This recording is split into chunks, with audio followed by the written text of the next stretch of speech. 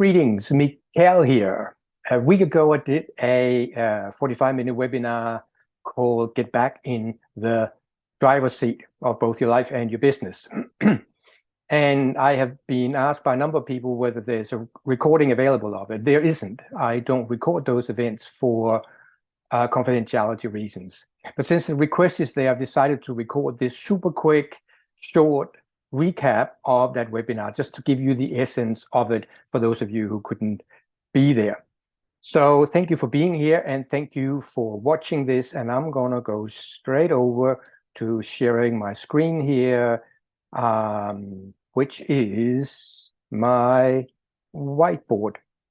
And I'll do a couple of quick sketches for you. I think that's a quicker and easier way to illustrate what I have to share.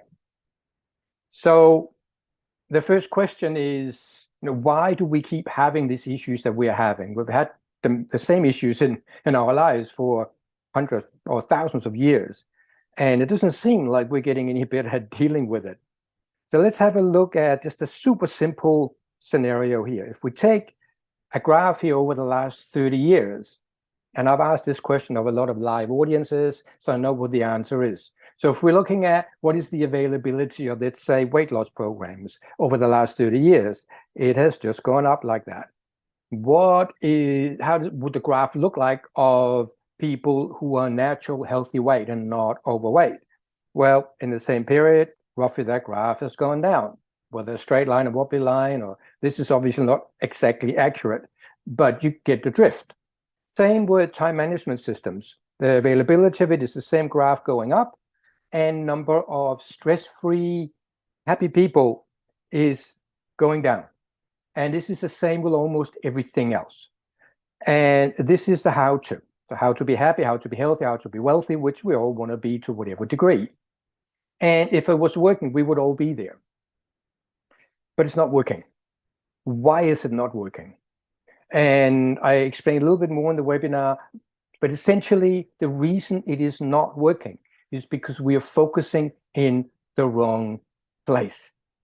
So let me do another little drawing here to explain very briefly how our brain works and why we get into some of the messy situations we get into. So here is an event. Anything that triggers you, that activates your mind, that you react to. And essentially then we have two, I don't know, there's a lot more than two, but for simplicity today, there's two pathways that the mind can take. And one leads to that kind of face, and the other leads to that kind of face. Which one is the mind going to pick? Well, the mind is going to pick the quickest. And how do pathways get quick? Well, every time you run a pathway, whether it's how to learn to drive a car or how to get upset with your spouse, it adds a layer of myelin. Myelin is an insulator that gets attached to this pathway. And what that does, it makes that pathway faster and faster and faster, which is really handy when we're learning to drive a car. It is not handy when it comes to how quickly we get upset or frustrated or irritated or worried. The catch here is, and again, this is part of why this scenario I just shared before with the other drawing is the way it is. If we take a look at the distance it takes our mind to go from the event to the point of either being happy or the opposite, the time is somewhere around 0.0 something seconds. What that means, since our conscious mind is 1,000,000 times slower, roughly, than our unconscious mind, there is no way we consciously can catch it. So we can't say, I'm not going to get upset in those situations ever again. It will keep happening whenever we are triggered. And then when we are triggered, it goes down that pathway, and we end up looking this way again and again and again, even if we put this how-to into place. So let's sidetrack just for a short moment and say, when we go down these pathways, what happens is that our emotion goes up. And when emotions goes up, something else goes down. And what goes down is common sense. So the higher your emotion is, the lower your common sense is. So if your emotion is up here, your common sense is down here. And that's where we're raising our voice. We're sending emails we shouldn't be sending. And then we have to clean up the mess later on. So if we could reduce that emotion even halfway, then our common sense goes up halfway up. And we are far better off in that scenario. Now, what is the solution here? There are actually 3 steps, and there's not one after the other. We need to work with all of these 3 to really get into the place where we take back control of our lives and we get back in the driver's seat. Because that which gets in the driver's seat is this scenario here, before we can even catch it. And we're not deciding to go down that pathway, it happens automatically. So the first step is that we need to learn to catch this moment here quicker and quicker. So instead of being in there for half an hour, 2 hours, 1 day, we can reduce it to only a few minutes and eventually to just a few seconds. And then we don't get that much damage done, and it's easier to get out of that. So the shorter we can be in that state of unhappiness or anger or frustration, the better that is. The second thing we need to learn and practice is to choose a better pathway once we have caught that place that I just talked about. And that could be we're choosing that one. Or number 3 is where we create new ones. So we go and create a new pathway over here, and we practice that in building myelin on that, or we take one that is already existing over here and grow that. And these then become available for us to choose at a later date. But we have to do the practicing of that. So with that, let me come back here. And then the question is, what is the solution to that? What could we put in label of that? And the label that I'm going to put on here today is mental fitness. And I got that from Positive Intelligence, which is a business created by Shirzad that have created for me the most useful and practical tools for this work that I have come across in the 38 years that I've been studying and working with this sort of stuff.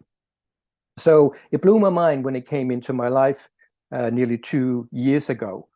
And having trained with Positive Intelligence and really understanding their material, I'm so excited to get it out there. And this today is a part of that. So what is the definition of mental fitness? Well, Shirzad and Positive Intelligence have theirs. There's no fixed definition. My definition is mental fitness is the ability to catch and bypass that which keeps us from stepping up to our full potential. Mental fitness, how do we get that? Well, just like going to the physical fitness gym, we build our mental fitness muscles. And that is what gives top performers their edge. Top performers, whether it's in sports or business or in the bedroom, have that because they have a higher level of mental fitness to deal with that which is in front of them and the challenges and meeting any conflict that comes in those situations. So to do that, there are 3 core muscles we have to build. And they're not in any particular order. The first muscle, using the language from Positive Intelligence, is saboteur management. You can go and do their saboteur test for free on their website, positiveintelligence.com. And learning to manage those saboteurs when they show up and takes us down that pathway we don't want to go down. Managing that, because we cannot delete them. They are stored deeply into our minds. So it becomes a management issue rather than a deleting issue. Again, that's why we have that graph of how to going up, but results going down. The second one is sage growth, they call it. And that's the opposite side. And that's what we want in the driver's seat. We want to kick the saboteurs out of the driver's seat. And then we want to step in with our sage, which is our core essential strength that we have. and then growing those strengths consciously. That's the second muscle to build. The third muscle to build is they call the self-command. If you are not controlling your mind is controlling you. Just the way it is. And we all experience that at different times when we end up doing things that we later on went, why did I do that?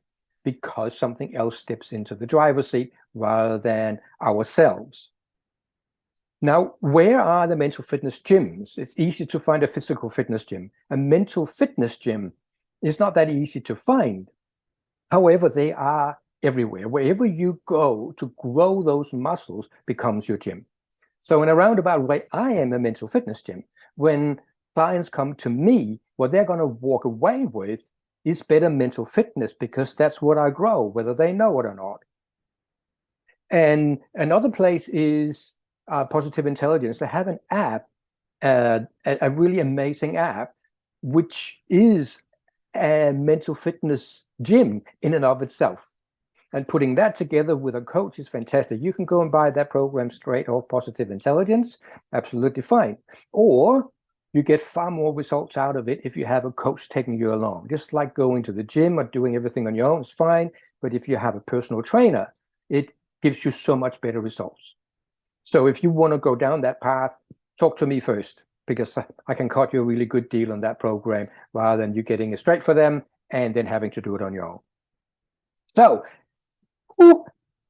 that was a very quick recap of that webinar. Now, if this sounds interesting to you and you would like more information, want to talk more about it, talk with me about how does this potentially relate to your situation, running a business team, or any other area of your life that you feel that you could do with some more or better mental fitness.